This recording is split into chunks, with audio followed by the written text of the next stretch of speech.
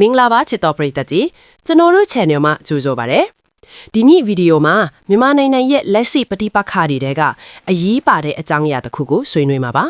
အဲ့ဒါကတော့ရခိုင်တပ်မတော်ဒါမှမဟုတ် AA ကမြန်မာစစ်ပွဲမှာအမြဲအနိုင်ရရှိနေတဲ့အကြောင်းရင်းတွေပါဒီဗီဒီယိုကအချက်အလက်တွေအခြေခံရှင်းပြမှာဖြစ်ပါတယ်ဗတ်မလိုက်ပဲအမှန်တရားကိုရှင်းရှင်းလင်းလင်းတင်ပြမှာပါပထမဆုံးရခိုင်တပ်မတော်ကိုနည်းနည်း mix up ပေးပါရစေ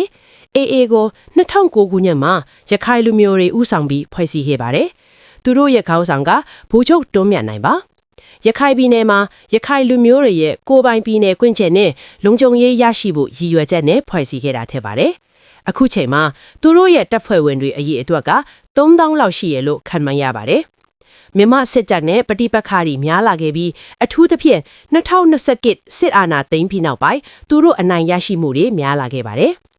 ဒီပဋိပက္ခရဲ့နောက်ခံသမိုင်းကရှုပ်ထွေးပါတယ်။ရခိုင်ပြည်နယ်ဟာတဘာဝအရင်အမြစ်တီကျွေဝတဲ့နေရာဖြစ်ပြီးတရုတ်နိုင်ငံရဲ့စီးပွားရေးလမ်းကြောင်းအတွက်လည်းအရေးပါပါတယ်။စစ်တပ်ကရခိုင်လူမျိုးတွေကိုဖိနှိပ်ခဲ့တယ်လို့ယုံကြည်ချက်ရှိတဲ့အတွက် AA ဟာရခိုင်လူမျိုးတွေအတွက်ကာကွယ်ရေးတပ်ဖွဲ့တစ်ခုဖြစ်လာခဲ့ပါတယ်။အခုသူတို့ရခိုင်ပြည်နယ်ရဲ့မြို့နယ်တွေအများစုကိုထိန်းချုပ်နိုင်ခဲ့ပါပြီ။ဒါကဘယ်လိုဖြစ်လာခဲ့လဲ။ဒါကိုအသေးစိတ်ရှင်းပြပါမယ်။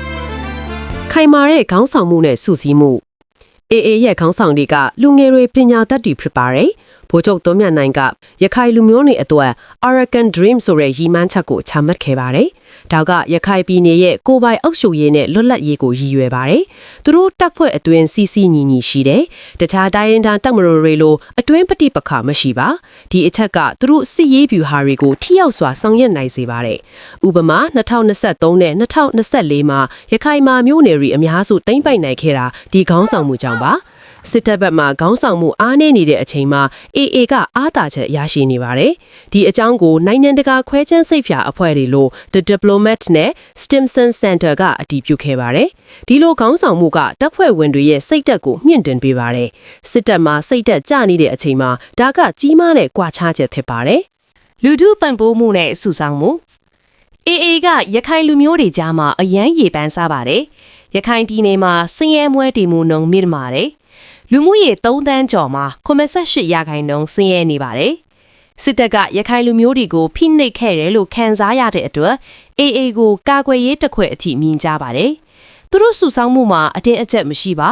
လူငယ်တွေကိုယ်တိုင်ပါဝင်ချင်ကြပါတယ်။ဒါကတပ်ဖွဲ့ရဲ့အရေးအသွေးကိုမြင့်တင်ပေးပါတယ်။စစ်တပ်မှာအတင်းအကျပ်စုဆောင်းမှုရှိနေတဲ့အချိန်မှာဒါကအားသာချက်ပါ။ရခိုင်လူမျိုးတွေရဲ့ယုံကြည်မှုကစစ်ရေးသတင်းရရှိမှုနဲ့ပံ့ပိုးမှုကိုတိုးစေပါတယ်။ဥပမာရခိုင်မှာစစ်ပွဲအတွင်းရွာသူရွာသားတွေ AA ကိုကူညီခဲ့ကြပါတယ်။ဒီအချက်ကနိုင်ငံတကာအစည်းအဝေးခန်းစာတွေမှာများစွာဖော်ပြခဲ့ပါတယ်။3. မဟာမိတ်ဆက်ဆံရေးနဲ့ပူးပေါင်းမှု AA ကတခြားတိုင်းရင်းသားတပ်မတော်တွေနဲ့မဟာမိတ်ဖွဲ့ထားပါတယ်။ကချင်လွတ်လပ်ရေးတပ်မတော် KIA ကသူတို့ကိုလေ့ကျင့်ပေးခဲ့ပါတယ်။တရုတ်နဲ့နီးစပ်တဲ့ United War State Army WUSA ကပံ့ပိုးမှုရှိပါတယ်။အထူးသဖြင့် Three Brotherhood Alliance မှာ AA, MNDAA နဲ့ TNLA ပါဝင်ပါတယ်။ဒီမဟာမိတ်ကစစ်တပ်ကိုအများကြီးဖိအားပေးပါတယ်။ဥပမာ Operation 1027မှာရှမ်းပြည်နယ်မှာစစ်တပ်ကိုအကြီးအကျယ်ရှုံးနိမ့်ခဲ့ပါတယ်။ရခိုင်မှာလည်းဒီပူးပေါင်းမှုကအကူအညီဖြစ်ပါတယ်။စစ်တပ်ကတပ်ဖြန့်ချထားရတဲ့အတဲ့အားနည်းနေပါတယ်။ဒီမဟာမိတ်ကလက်နက်လေ့ကျင့်ရေးနဲ့ဗျူဟာမျှဝေမှုကိုပေးပါတယ်။တရုတ်ရဲ့လွှမ်းမိုးမှုလည်းရှိပါတယ်။ဒါကစစ်ကွဲရဲ့ရှုပ်ခွေးမှုကိုပြပါတယ်။၄စစ်ရေးဗျူဟာနဲ့ပထဝီအနေအထား AA ကခိမီစစ်ရေးဗျူဟာတွေသုံးပါတယ်။ drone တွေလက်နက်အသစ်တွေသုံးပြီးစစ်တပ်ရဲ့စခန်းတွေကိုတိုက်ခိုက်ပါတယ်။ရခိုင်ပြည်နယ်ရဲ့တောင်တန်းနဲ့ပထဝီအနေအထားကသူတို့အတွက်အကူအညီဖြစ်ပါတယ်။စစ်တပ်ရဲ့လက်နက်တွေကိုတင်စီပြီးပြန်သုံးပါတယ်။ဥပမာဟောင်ဟိုလက်နက်တွေတင်ကားတွေတင်စီခဲ့ပါတယ်။ဒါကသူတို့အင်အားကိုတိုးစေပါတယ်။စစ်တပ်ကလေကြောင်းအားသားချက်ရှိပြီးမြမြေပြင်မှာရှုံးနိမ့်နေပါတယ်။ဒီအချက်ကနိုင်ငံတကာစစ်ရေးခွဲခြမ်းစိတ်ဖြားတွေမှာဖော်ပြခဲ့ပါတယ်။၅စစ်တပ်ရဲ့အားနည်းချက်တွေစစ်တပ်ကအတွင်းပဋိပက္ခရှိနေပါတယ်။စိတ်တက်ကြနေတယ်။စုဆောင်းမှုအတင်းအကျပ်လုပ်နေရတယ်။တက်ဖြန့်ချများနေတဲ့အတွက်တနည်းအားဖြင့်မအာရုံစိုက်နိုင်ပါ ရခိုင်မှာစစ်ရေးရှုံနိမ့်မှုတွေများလာခဲ့ပါတယ်ဒါက AA ရဲ့အနိုင်ရရှိမှုကိုအထောက်အကူဖြစ်စေပါတယ်နိုင်ငံတကာခွဲခြမ်းစိတ်ဖြာတွေအရာစစ်တပ်ထိန်းချုပ်နိုင်တဲ့နေမြေက21%ပဲရှိနေပါတယ်